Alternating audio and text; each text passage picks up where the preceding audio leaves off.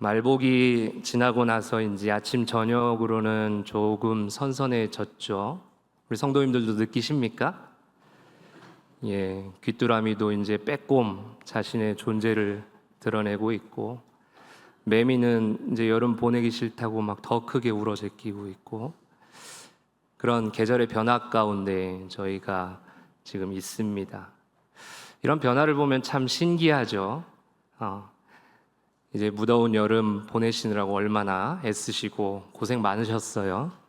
이제 앞으로 다가올 선선한 가을을 기대하면서 남은 여름도 좀 힘들지만 기쁨으로 행복하게 잘 보내시는 여러분 되시기를 축복합니다. 오늘은 선취적 찬양이라는 제목으로 말씀을 나누겠습니다. 선취는 먼저 취한 것이에요. 먼저 취한 것인데, 우리 그리스도인들에게 이 선취라는 것은 정말 중요하거든요. 우리 히브리서 11장 1절의 말씀 화면을 보시면서 한번 크게 읽겠습니다. 시작.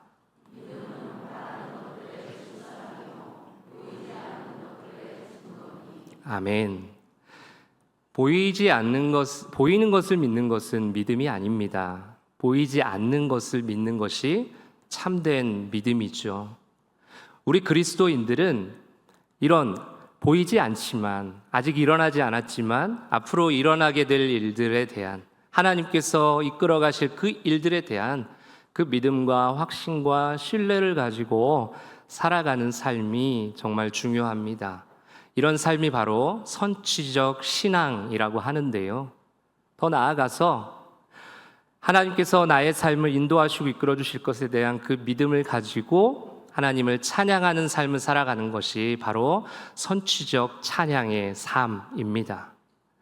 오늘 우리 찬양대가 또 하나님을 찬양했잖아요. 저는 들으면서 일부 때도 그랬지만, 이것이 바로 선취적 찬양이다. 믿음이 없으면 어떻게 저런 찬양을 할 수 있겠어요?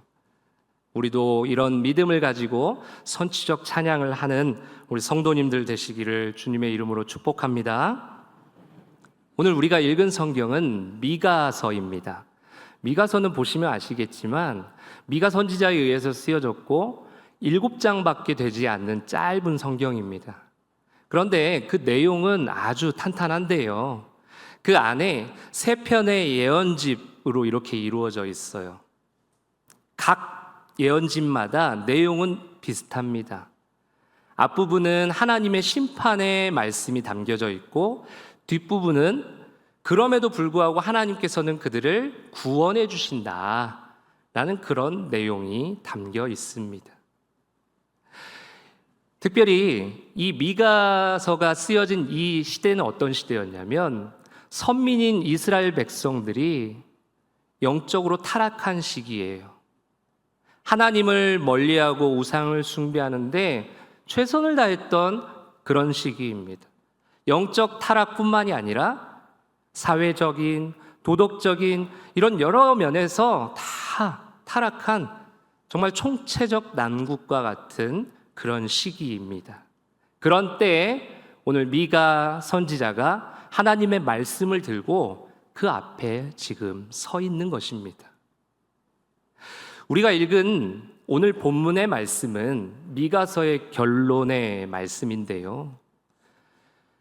지금 선민이 이스라엘 백성들이 타락해서 이제 심판을 앞두고 있는 그런 상황인데, 그럼에도 불구하고 미가 선지자는 거기에 굴하지 않고, 거기에 불평하고 불만을 이야기하는 것이 아니라, 그럼에도 불구하고 하나님께서는 이들을 회복시키시고 이들을 살리실 것이다 라며 그 믿음을 가지고 찬양을 부르고 있는, 즉 선취적 찬양을 하고 있는 그 내용이 고스란히 담겨져 있는 말씀이 오늘 우리가 읽은 본문의 말씀입니다.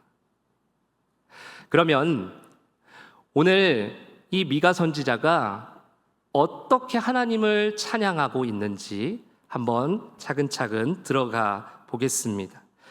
오늘 미가 선지자는 이렇게 시작을 합니다. 우리 화면을 보시고 한번 같이 읽어보겠습니다. 시작. 다시 한번 읽어보겠습니다. 시작. 주와 같은 신이 어디 있으리까? 이것이 무슨 뜻이냐면 하나님밖에 없습니다. 하나님 한 분밖에 없습니다. 하나님이 최고이십니다. 이런 고백이에요. 우리도 사랑하는 사람들끼리 이런 이야기 많이 하잖아요. 당신밖에 없어요. 당신이 최고입니다. 이 세상에 당신뿐입니다. 일부 때도 그랬지만 표정을 보아하니 그런 말을 전혀 안 들어보신 분들 같습니다. 예, 우리 옆 사람에게 한번 이야기해 볼까요? 성도님 한 분밖에 없습니다.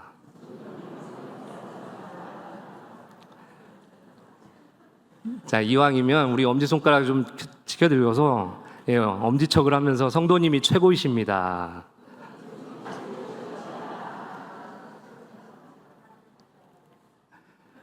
이렇게 웃으시니까 얼마나 아름답고 얼마나 멋지십니까? 예, 좋습니다.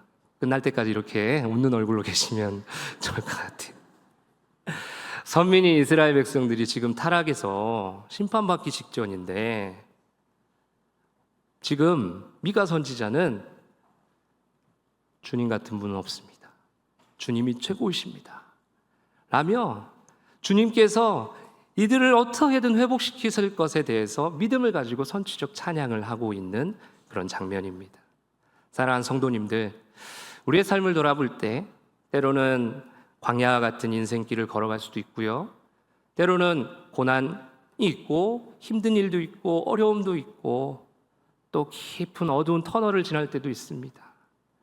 외롭다고 느낄 때도 있고요. 이런 때에 하나님께서 나의 삶을 반드시 건져주시고 회복시켜 주실 거라는 그 믿음, 확신, 신뢰를 가지고 하나님을 마음껏 찬양하며 살아가는 우리 성도님들 되시기를 주님의 이름으로 축복합니다. 이런 고백은 오늘 미가 선지자뿐만이 아니라 성경 곳곳에서 볼 수 있는데요. 몇 곳을 보면 출애굽기 15장 11절의 말씀입니다. 여호와여 신중에 주와 같은 자가 누구니까? 주와 같이 거룩함으로 영광스러우며 찬송할 만한 위엄이 있으며 기이한 일을 행하는 자가 누구니까? 사무엘하 7장 22절 말씀인데요. 같이 한번 읽어보겠습니다. 시작.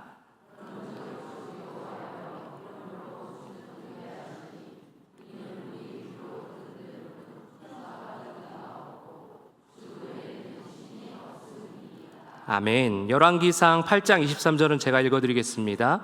이르되 이스라엘의 하나님 여호와여 위로 하늘과 아래로 땅에 주와 같은 신이 없나이다. 주께서는 온 마음으로 주의 앞에서 행하는 종들에게 언약을 지키시고 은혜를 베푸시나이다. 아멘. 우리 시편 86편 8절을 함께 읽겠습니다. 시작.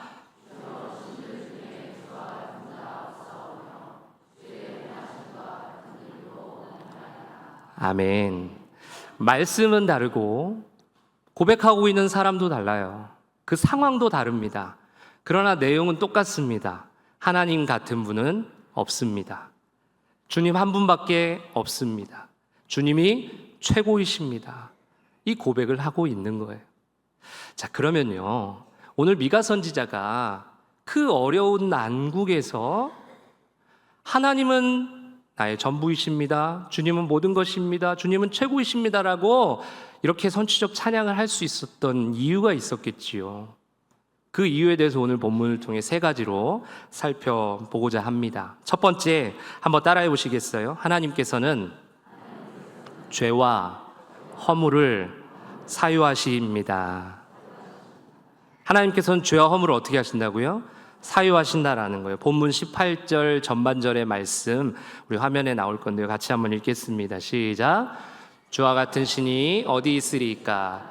주께서는 죄악과 그 기업에 남은 자의 허물을. 미가 선지자가 주님 같은 분은 없습니다라고 지금 어려운 상황이지만 그렇게 선취적 찬양을 할 수 있었던 첫 번째 이유는 하나님께서는 우리의 모든 죄악을 용서해 주시는 분이시기 때문이라는 거예요. 믿으세요? 하나님이 나의 죄를 용서해 주심을 믿으세요? 그런데 우리가 한 가지 기억해야 될 게 있습니다.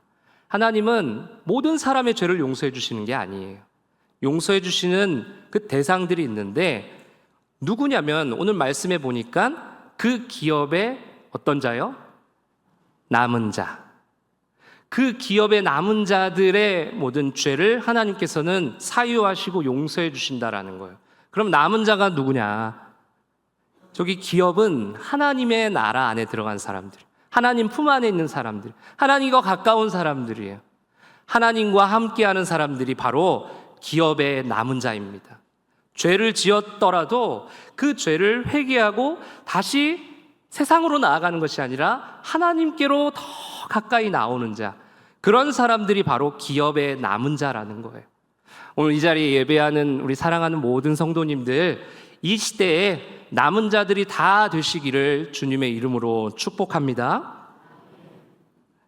이 남은 자들은 구약 성경에 보니까 노아 홍수 때, 노아 심판 때 노아와 그의 가족들, 그리고 소돔과 고모라 심판 때 롯과 두 딸, 그리고 아합 시대 때 바알에게 무릎 꿇지 않았던 그 7천여 명, 이런 사람들이 즐비해 있어요. 성경에 보면 이런 사람들이 남은 자인데 우리도 그 뒤를 잘 따라갔으면 좋겠습니다.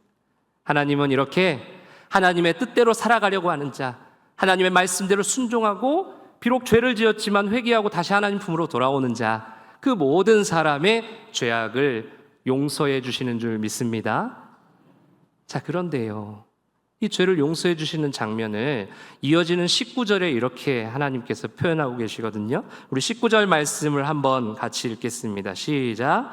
다시 우리를 불쌍히 여기셔서 우리의 죄악을 발로 밟으시고 우리의 모든 죄를 깊은 바다에, 아멘. 다시 우리를 불쌍히 여기셔서, 우리가 죄를 지었더라도 하나님께서 다시 우리를 불쌍히 여기신다라는, 여기서 불쌍히 여기신다라는 원어의 의미는 어떤 의미냐면 자식을 향한 어머니의 사랑의 마음입니다. 그러니까 본인이 산고를 통해서 자식을 낳고 젖을 먹이면서 길렀던 그 자식을 향한 그 어머니의 애틋하고 뜨거운 그 사랑, 그 사랑으로 하나님께서 우리의 죄를 바라보신다라는 거예요. 그런데 그 죄를 어떻게 해결해 주신다고 말씀하고 있습니까? 발로 밟으시고 또요? 얕은 바다에 던지신다고 했어요? 깊은 바다에 던지신다라는.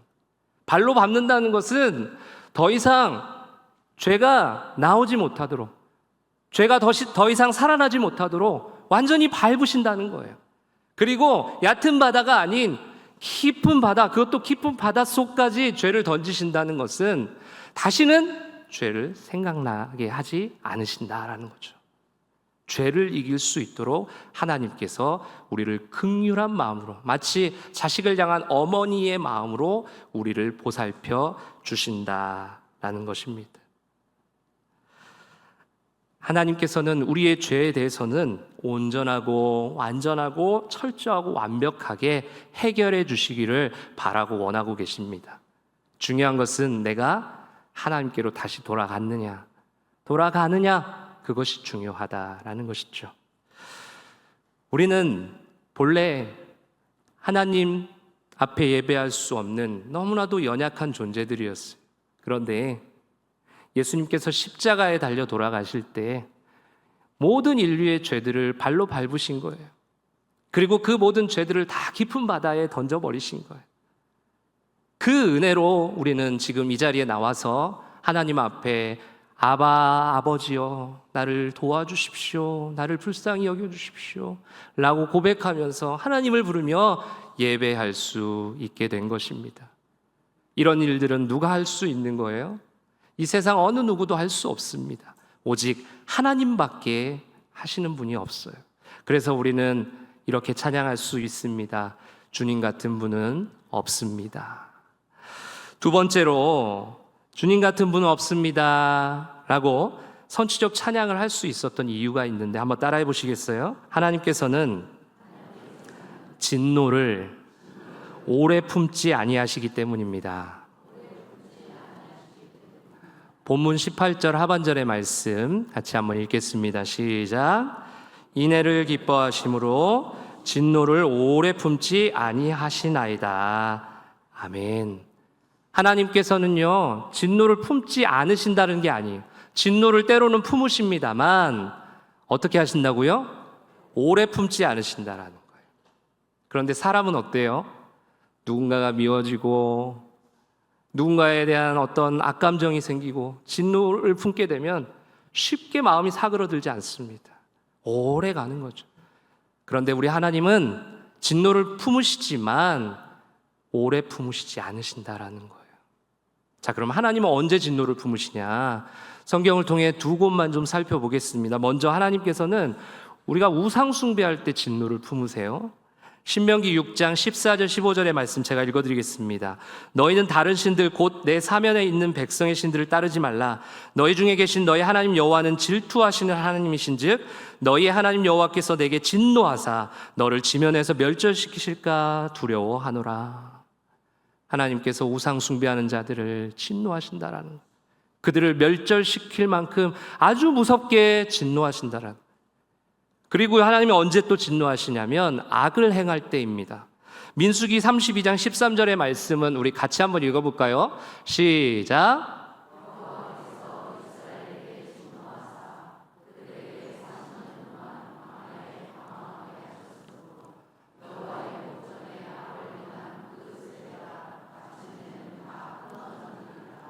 악을 행한 이스라엘 백성들을 향하여서 진노하신 것. 그래서 며칠 만에 갈 수 있는 그 광야의 길을 40년이 걸리게 하십니다. 그리고 그 세대를 다 끊어버리시는 거예요. 이처럼 하나님의 진노는 무섭습니다. 그런데 오늘 이렇게 무서운 하나님의 진노가 무섭다라고 말하지 않는 미가 선지자의 고백이 어떻게 들리십니까? 미가 선지자는 그 진노가 무서워서 벌벌 떨지 않고 있어요. 오히려 그 진노가 오래가지 않을 거라고 그렇게 찬양하고 있는 것입니다. 자, 그러면 미가 선지자가 왜 하나님은 진노를 오래 품지 않으신다라고 말하고 있는 것일까요? 다시 한번 본문 18절 하반절을 읽어보겠습니다. 시작. 인애를 기뻐하심으로 진노를 오래 품지 아니하시나이다.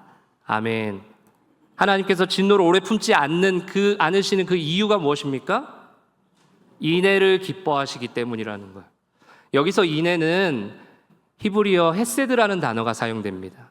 이 헤세드라는 단어가 뭐냐면 하나님의 자비, 긍휼, 은혜 이러한 것들을 다 포함해서 엑기스만 뽑아놓은 단어가 바로 이 헤세드예요.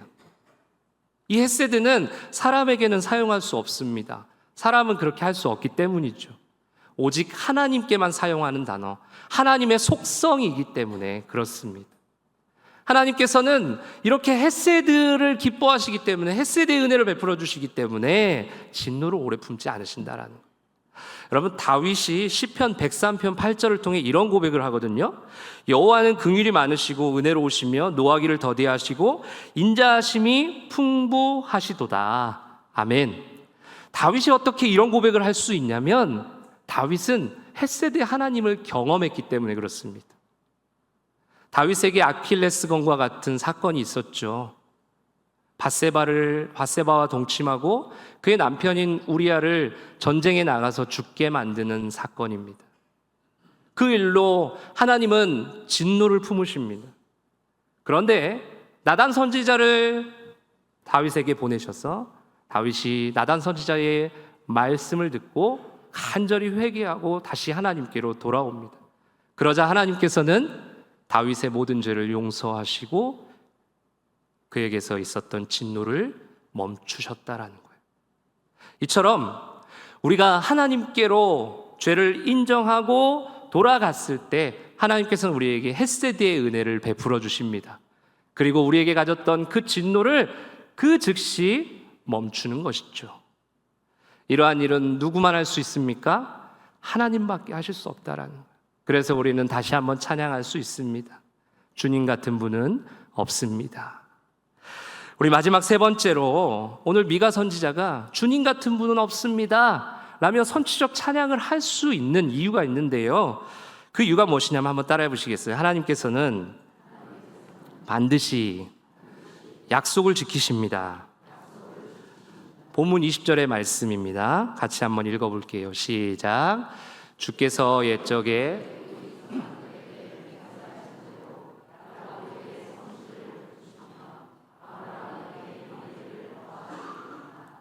아멘. 죄로 인해 이제 심판을 앞두고 있는 이스라엘 백성들에게 지금 미가 선지자는 아니다. 너희들이 하나님께로만 돌아오면 하나님께서는 너희의 모든 죄를 용서하실 것이다. 그러면서 아브라함과 야곱을 예로 들어서 아브라함과 야곱에게 주신 약속이 있지 않냐? 그 약속을 하나님께서는 반드시 이루어 가실 것이다. 이런 이야기를 하고 있는 거예요. 하나님은 한번 하신 말씀은 반드시 이루십니다. 믿으세요? 이런 하나님을 우리는 신실하신 하나님이라고 부릅니다. 여러분, 우리 성경 가지고 계시잖아요. 성경은 몇 권이죠? 이랬더니 누가 한 권이요 이렇게 말하세요. 성경은 66권이죠. 66권 안에 구약과 신약이 있잖아요. 그렇죠? 구약은 몇 권이죠? 이게 39권. 신약은 27권. 그래서 우리가 어렸을 때 그렇게 외우지 않나요? 구구단으로 3, 9, 27. 예, 이렇게 외웠습니다. 구약, 옛날 약속, 신약, 새로운 약속. 성경 66권은 하나님의 약속으로 가득 차 있는 책이에요. 그 안에 보면 아브라함과 이삭과 야곱을 통해 주신 약속, 하나님께 선지자들을 통해서 주신 약속, 또 예수님을 통해서 주신 약속, 예수님의 제자들을 통해서 우리에게 주신 약속, 이런 수많은 약속들이 그 안에 있다란. 그런데 그 약속이 나하고 무관한 약속이 아니라 모든 것이 다 내 삶 가운데 이루어질 약속인 줄 믿습니다.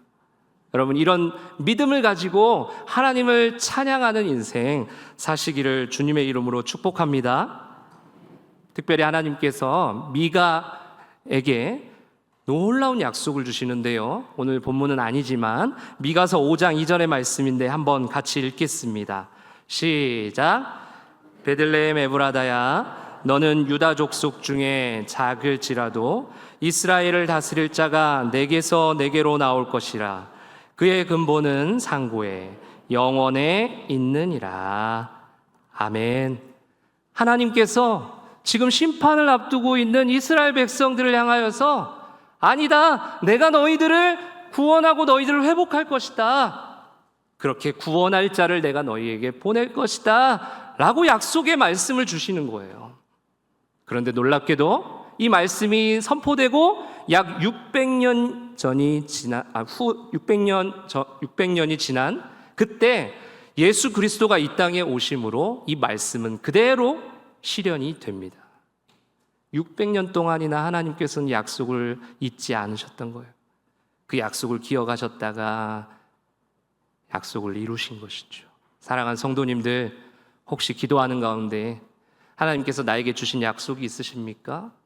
그런데 그 약속이 왜 이렇게 안 이루어지고 왜 자꾸 이렇게 늦춰지고 이렇게 조마조마하며 조급한 마음으로 계십니까? 그렇다면 인내하셨으면 좋겠어요. 왜냐하면 하나님은 하나님의 때와 하나님의 방법으로 역사하시기 때문에 그렇습니다. 하나님은 반드시 그 약속의 말씀을 이루어 주시는 신실하신 하나님이심을 믿음으로 고백하시면서 찬양하는 우리 성도님들 되시기를 주님의 이름으로 축복합니다. 그래서 우리는 찬양할 수 있는 거예요. 주님 같은 분은 없습니다. 오늘 우리는 미가 선지자의 주님 같은 분은 없습니다 라는 선취적 찬양을 하는 장면을 보았습니다. 그러면서 어떻게 그렇게 어려운 상황에서도 하나님을 신뢰하고 하나님을 믿으며 선취적 찬양을 할 수 있었을까? 그 이유 세 가지에 대해서 살펴보았습니다. 첫 번째는 하나님께서 우리의 모든 죄를 사유하시고 용서해 주시기 때문이라는 거예요. 두 번째는 무엇이었습니까? 하나님께서 진노를 품기는 품으시지만 오래 품지 않으시기 때문이라는 거예요. 마지막 세 번째는요, 하나님께서 한 번 하신 약속의 말씀은 반드시 이루어 주시는 분이시기 때문이라는 것입니다. 우리 사랑하는 동인가족 여러분, 이 사실을 믿으시고 앞으로 선취적 찬양을 통해 지금의 삶이 절망, 낭망, 괴로움, 외로움, 고통이 아니라 소망의 삶으로 바뀌는 그 은혜가 있기를 주님의 이름으로 축복합니다. 마지막으로 존 뉴턴이라는 사람의 이야기를 하고 말씀을 마치면서 함께 기도하기 원합니다. 1730년의 영국은요, 온 바다를 다 지배하는 그런 상황이었어요. 그런 그때 이 뉴턴의 아버지가 그 영국의 배를 모는 그런 선장이었어요. 그 당시에 선장은 돈을 많이 벌었습니다. 부유하게 살았어요. 남부럽지 않게 살았습니다. 그런 모습을 어렸을 때부터 지켜보았던 이 뉴턴이 이제 나도 선장이 돼야겠다. 그래서 돈을 많이 벌어서 부자로 살아야겠다. 이런 생각을 하고 있었던 거예요. 하지만 그의 어머니는 달랐습니다. 어머니는 독실한 크리스찬이었어요. 늘 기도하는 사람이었어요. 어떤 기도를 가장 중심적으로 했냐면 이 뉴턴이 목사가 되기를 위해서 계속 기도했습니다. 그리고 우리 아들 지켜주세요. 우리 남편 지켜주세요. 우리 가정 지켜주세요. 늘 하나님께 간구하는 그런 삶을 살았습니다. 그러던 어느 날 뉴턴이 7살이 되던 해였습니다. 아주 어린 나이죠. 그런데 안타깝게도 어머니가 결핵이라는 병으로 세상을 떠납니다. 이제 더 이상 뉴턴에게 너는 목사가 되어야 돼. 하나님께서 너를 지켜주셔. 하나님께서 너를 인도하셔. 이렇게 말해주는 사람이 단 한 명도 없게 되었어요. 그러자 이 뉴턴은 방황의 길을 하게 됩니다. 그리고 하나님으로부터 점점 멀어진 삶을 살아가다가 하나님 없는 인생으로 살아가게 됩니다. 그렇게 하다가 이제 청년이 되었어요. 이제 군입대를 했는데 해군으로 군입대를 했습니다. 아버지를 닮았는지 배를 너무나도 잘 모는 거예요. 그래서 시간이 지나서 이 뉴턴이 선장이 됩니다. 그런데 이 뉴턴이 몰았던 배가 어떤 배였냐면 100톤급 이상이 되는 엄청 큰 배였어요. 그런데 그 안에 무엇이 실려 있었냐면 노예들로 가득 채워져 있었어요. 그 당시에 노예를 사고 파는 것이 유행이었고 노예를 사고 파는 것이 돈을 벌기에 정말로 좋았던 것 같습니다. 그런데 노예만 싫고 이렇게 운전만 한 것이 아니라 이 뉴턴은 노예들을 계속 괴롭히기 시작합니다. 지나가다가 툭 치고 지나가다 괴롭히고 그리고 술 마시면서 흥청망청 그 배 안에서 그렇게 삶을 살아가는 거예요. 그러던 어느 날 뉴턴이 몰았던 배가 풍랑을 만나게 됩니다. 이제 나는 죽게 생겼구나 이렇게 하고 있을 때 어디선가 불현듯 들려오는 소리가 있어요. 그게 뭐냐면 어렸을 때 어머니가 내 옆에서 했던 기도 소리였어요. 어머니가 내 옆에서 했던 찬송 소리였어요. 뉴턴은 자기도 모르게 무릎을 꿇었습니다. 그리고 하나님을 찾았어요. 하나님 살려주세요. 하나님 죽게 생겼습니다. 하나님 살려주시면 하나님을 위해서 평생 살아가겠습니다. 이렇게 회개 기도를 하는 거예요. 그렇게 여차저차해서 우여곡절 끝에 배는 육지에 다다르게 됩니다. 육지에서 내리자마자 뉴턴이 한 일은 가장 가까운 교회로 달려간 거예요. 그곳에 가서 하나님께 또 간절히 회개 기도를 하면서 하나님, 이제 하나님을 위해서 살겠습니다. 이런 고백들을 하면서 신앙생활을 합니다. 그러던 중에 하나님을 만나게 되고 뉴턴은 이제 노예 운전하는 그 일을 내려놓고 39세의 나이에 목사가 됩니다. 그렇게 목사가 되고 하나님의 은혜에 너무 감사해서 평생에 걸쳐 찬송을 짓는데 300여 곡이나 짓습니다. 그 중에 한 곡입니다. 나 같은 죄인 살리신 그 은혜 놀라워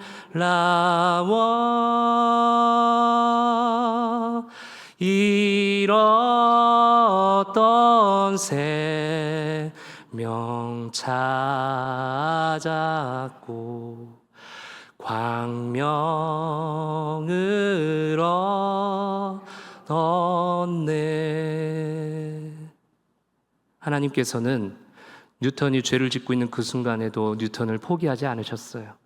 잠깐의 진노는 품으셨을지 모르지만 그의 어머니의 기도와 뉴턴의 자발적인 하나님을 향한 그 간절한 회개 기도를 통해 하나님께서 헤세드의 은혜를 베풀어 주셔서 뉴턴의 모든 죄를 용서해 주셨습니다. 그리고 조금 오래 걸렸지만 어머니의 간절한 기도, 그 약속의 기도의 제목이었던 아들이 목사가 되는 것, 그것을 하나님께서 이루어 주신 것입니다. 이러한 일들은 누가 하실 수 있는 거예요? 하나님밖에 없는 거예요. 그래서 우리는 찬양할 수 있습니다. 주님 같은 분은 없습니다.